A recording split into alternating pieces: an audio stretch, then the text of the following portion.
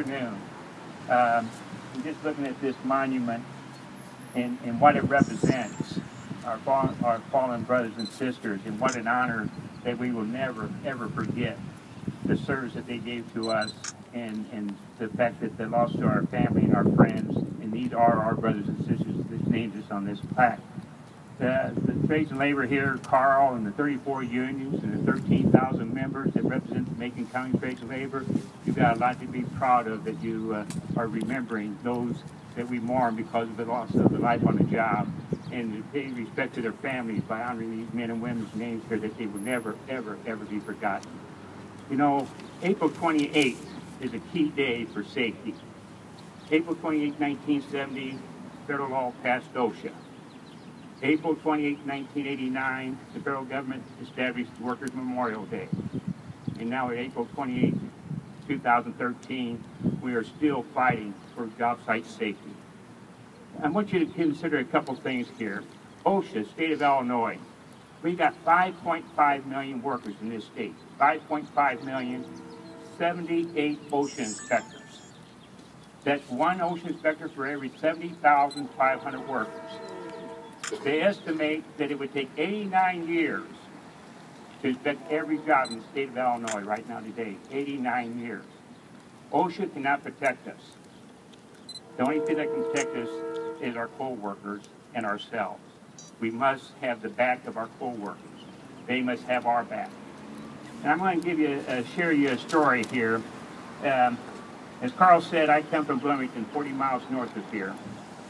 1979, we had a major highway intersections at Highway 55 and 74.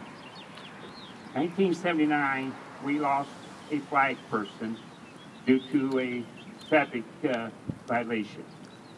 It wasn't a DUI. It was a person that fell asleep behind the wheel. We've all done that. We've all gone down the highway and all of a sudden don't remember driving the last 10 miles. This person, when they didn't stay awake for that time period, cost the life of one of our members.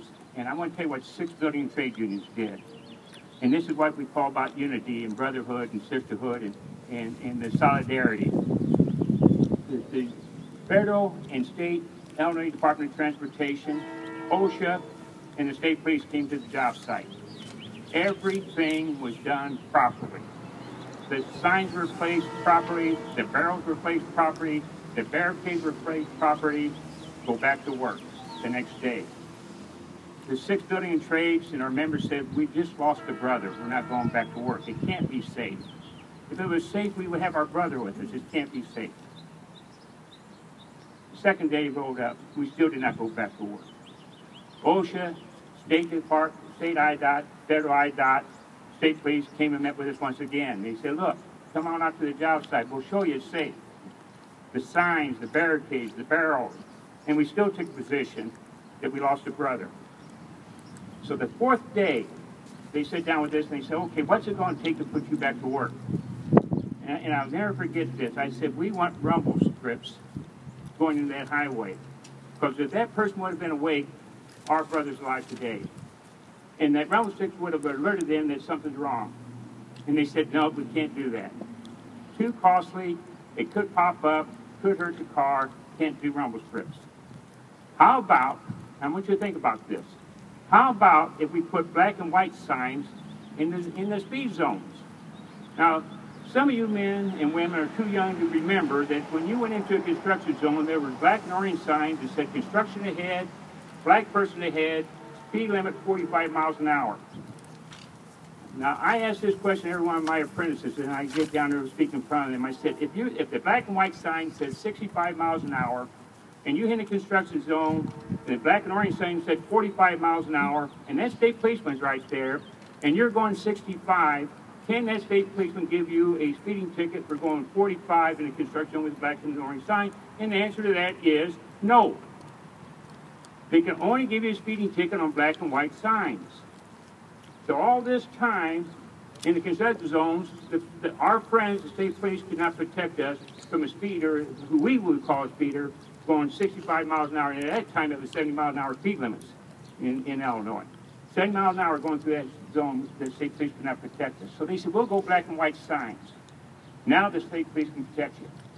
And on top of that, we'll put a policeman in the work zones. Now I know all you see that. That was done because of 6 international unions and their membership that said no more. That law was passed in the state of Illinois, and now if you have the privilege of traveling to other states, you're seeing that in other states as well.